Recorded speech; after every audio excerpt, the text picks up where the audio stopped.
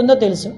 మనం ఎంత దారుణమైన సిచ్యువేషన్ అంటే, అరే గంజాయి ఈ రోజు వరకు నిర్మూలన చేయడానికి 5 సంవత్సరాల కాలంలో కనీసం ఒక రివ్యూ కూడా పెట్టలేదంటేనే విచ్చలవిడితనం ఎక్కడ పెరిగిందో మనకు అర్థమవుతుంది.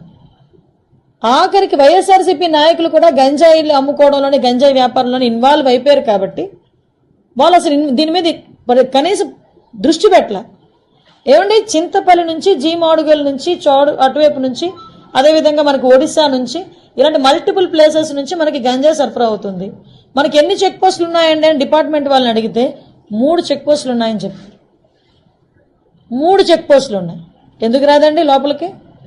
మనకి వైజాగ్కి ట్రాన్స్పోర్టేషన్ ఎక్కువ, ఇటు ట్రైన్స్ కానీ ఇటు ఫ్లైట్స్ కానీ రోడ్ ఫెసిలిటీస్ ద్వారా వ్యాన్లు మిగతా అన్ని, దాంట్లో ఈవెన్ 2 వీలర్ ఆఖరికి అమెజాన్లో కూడా పెట్టుకొని అమ్మేసుకుంటున్నాడు అండి డ్రగ్స్ని. కర్రీ లీవ్స్ అని పేరు చెప్పుకొని అమ్మేసే పరిస్థితి